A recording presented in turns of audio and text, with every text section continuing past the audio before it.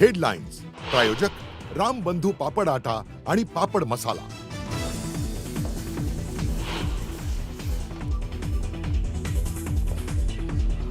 अशोक खरातला मारून टाकून मोकळं व्हावं, खरात प्रकरणावरती चर्चाही करू नये, संभाजी भिडेंची भोंदू खरात प्रकरणी संतप्त प्रतिक्रिया।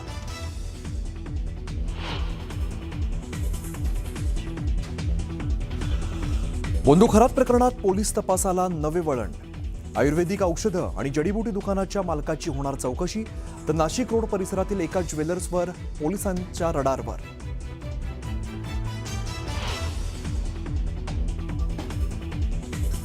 भोंदू अशोक खरात विरोधात आणखीन एक गुन्हा दाखल, नाशिक पोलिसात आतापर्यंत खरात विरोधात एकूण 8 गुन्हे दाखल, नरबळी आणि अंधश्रद्धा निर्मूलन कायदा अंतर्गत मोठी कारवाई।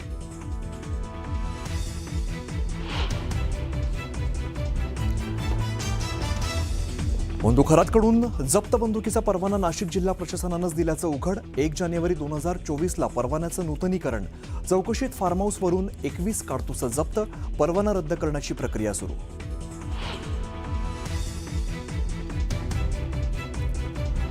संजय राऊतांनी खासदारकीसाठी शरद पवारांचं नाव का घेतलं, प्रियंका चतुर्वेदींचं संजय राऊतांना सवाल, न्यूज 18 मराठीला सूत्रांची माहिती, बैठकीतील नाराजी नाट्याची चर्चा।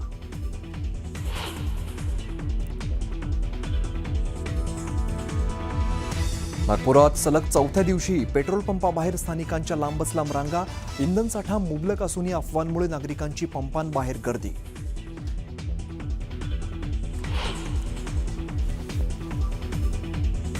अक्कलकोटमध्ये दर गुरुवारी मांस मटण विक्री बंद, नगर परिषदेच्या निर्णयाला व्यापाऱ्यांचा उत्स्फूर्त प्रतिसाद।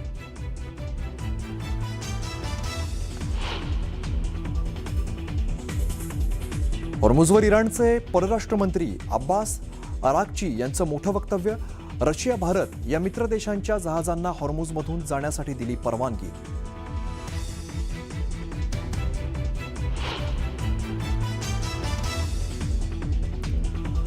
बांगलादेशमध्ये 50 प्रवाशांनी भरलेली बस नदीत कोसळल्यामुळे भीषण अपघातात 23 जणांचा मृत्यू, अनेक जण बेपत्ता।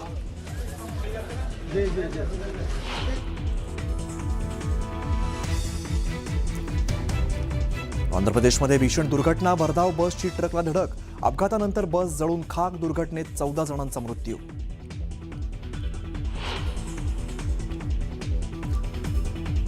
आणि देशासह राज्यात रामनवमीचा उत्साह, अयोध्येत भाविकांची गर्दी, तर मुंबई, नाशिक, शिर्डी भाविकांनी गजबजली।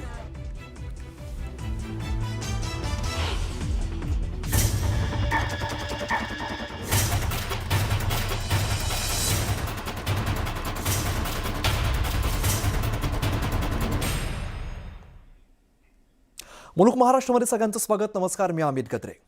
नाशिकमधील भोंदूबाबा अशोक खरातच्या विरोधात 8वा गुन्हा दाखल झालेला आहे। मृत्यूची भीती दाखवून आर्थिक फसवणूक केल्याप्रकरणी अशोक खरात विरोधात खंडणीचा गुन्हा दाखल करण्यात आला आहे। पुण्यातील बांधकाम व्यावसायिक राजेंद्र जासूद यांनी अशोक खरात विरोधात हा गुन्हा दाखल केलेला आहे। वावी पोलीस ठाण्यात अशोक खरात यानेच राजेंद्र जासूद आणि दिनेश परब विरोधात खंडणीचा गुन्हा दाखल केलेला होता।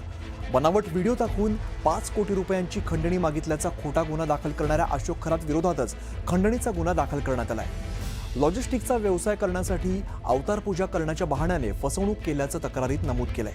अवतार पूजा करण्यासाठी फिर्यादीने मर्सिडीज कार घेत ती सन 2018 साली बाबाला भेट दिलेली होती आणि गुरुच्या सेवेचं कारण सांगून आणि मृत्यूची भीती घालून अमेरिकेमध्ये वैद्यकीय खर्च करण्यासुद्धा भाग पाडलेला आहे। अमेरिकेत वैद्यकीय उपचारासाठी 29,81,000 खर्च जासूद यांनी केलेला आहे आणि 2018 पासून डिसेंबर 2025 पर्यंत वेळोवेळी फसवणूक करून 4 ते 5 कोटी रुपयांची फसवणूक केल्याचं तक्रारीत नमूद केलंय। अवतार पूजेतून ईशानेश्वर महाराज महादेव नागाच्या स्वरूपात दर्शन देतील अशी माहिती या भोंदू खरातने दिलेली होती आणि त्यानंतर खोटा नाग दाखवून खरातने ही फसवणूक केली। तक्रारदाराने दिलेल्या तक्रारीनुसार 2018 ते 2025 या कालावधीमध्ये खरात याने जीवे मारण्याची धमकी देत प्रचंड आर्थिक लूट केली। 21 देशांमध्ये घेऊन जा, तिथल्या मातीला स्पर्श करून दे, तरच तुमची भरभराट होईल, अशा अंधश्रद्धेच्या गोष्टी सांगून खरातने त्यांना फसवलेला आहे आणि मागणी मान्य न झाल्यास संपूर्ण कुटुंब नष्ट होईल अशी धमकी दिल्याचा देखील आरोप आहे।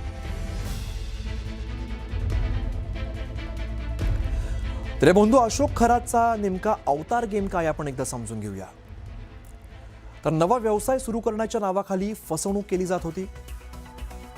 यानंतर व्यावसायिक राजेंद्र जासूद यांच्याकडून कोट्यवधी रुपये यानंतर उकळलेले आहेत। तर लॉजिस्टिक व्यवसायासाठी अवतार पूजा करावी लागेल ते आवश्यक असल्याचं सांगितलं। त्यानंतर अवतार पूजेआधी परीस शक्ती हा मिळवण्याचा दावा सुद्धा केलेला आहे। त्यानंतर अवतार पूजेसाठी मर्सिडीज कार भेट म्हणून घेतलेली आहे। तसंच 21 देशांची भ्रमंती करण्यास भाग पाडलेला आहे। तसं न केल्यास नागदेवता दंश करेल आणि मृत्यू होईल अशी मृत्यूची भीती देखील घातलेली आहे।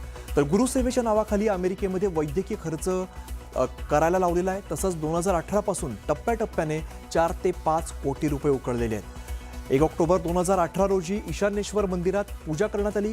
ईशान्येश्वर महादेव नागरूपात दर्शन देतील असा दावा सुद्धा केला। दरम्यान हा खोटा नाग दाखवत मृत्यूची भीती निर्माण केली। तर 21 देशामध्ये नेलं नाही तर नागदेवतेचा कोप होईल असा दबाव देखील आणला। मिरगावातील फार्म हाऊससाठी 1 कोटीच्या वर म्हणजे 1.11 कोटी रुपये उकळले। तुर्कस्तान लाकूड लोखंड फर्निचरसाठी 49 लाखांची मागणी केलेली आहे। सागवानी फर्निचरसाठी 29 लाखांची मागणी केली। तसंच किचन बांधकामासाठी 42.5 लाख रुपये उकळलेले आहेत। तर पूजेच्या नावाखाली अनेक परदेश दौरे केले, स्वर्गामध्ये जाण्यावरून फसवणूक केली आणि फसवणूक लक्षात आल्यानंतर या व्यावसायिकाने पैसे परत मागितले। यानंतर उलट व्यावसायिकावरच खंडणीचा खोटा गुन्हा दाखल केला। तर अशा प्रकारे होता या भोंदू अशोक खरातचा अवतार गेम। तर भोंदू बाबा अशोक खरातच्या गावातील नागरिक, शाळेतील मित्रांनी त्याच्या या कृत्यामुळे त्यांना धक्का बसलेला आहे आणि या नराधमाला आणि त्याला साथ देणाऱ्यांना फाशीची शिक्षा द्यावी अशी मागणी ग्रामस्थांनी केली आहे। त्यांच्याशी संवाद साधलाय आमचे प्रतिनिधी हरीश दिमोटे यांनी।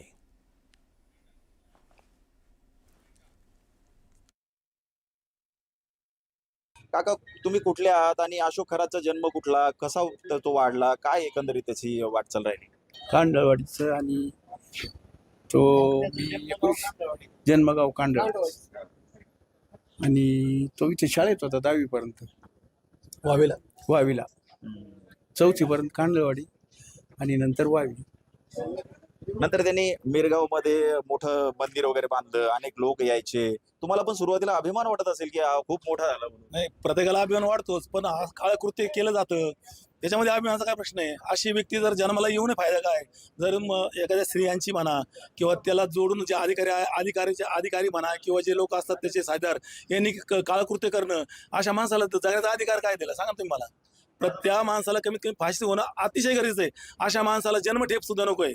म्हणून माझी अशी इच्छा आहे काय, अशी व्यक्ती मिनिमम वावी परिसरामध्ये जे 10 गाव आहेत, ह्या 10 गावामधून सर्वसाधारण एका व्यक्तीला असं माहित नाही का किंवा एका व्यक्तीच्यापर्यंत गेलेली नाही का हा माणूस असा आहे, कॅप्टन म्हणून सुद्धा नाव ऐकलेलं आहे, पण खरा कॅप्टन आहे किंवा मर्चंट नेव्हीवर आहे हे सध्या अक्षरशः या 10 गावामध्ये कुठल्याही व्यक्तीला माहित नाही।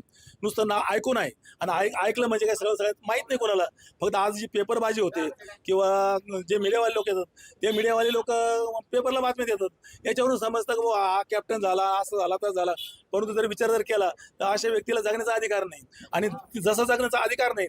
दुसरी गोष्ट अशी का त्याच्याबरोबर जे आहेत, जे लोक आहेत त्याच्याबरोबर, त्यांना पण जवळजवळ त्यांना जन्मठेपी शिक्षा झाली पाहिजे।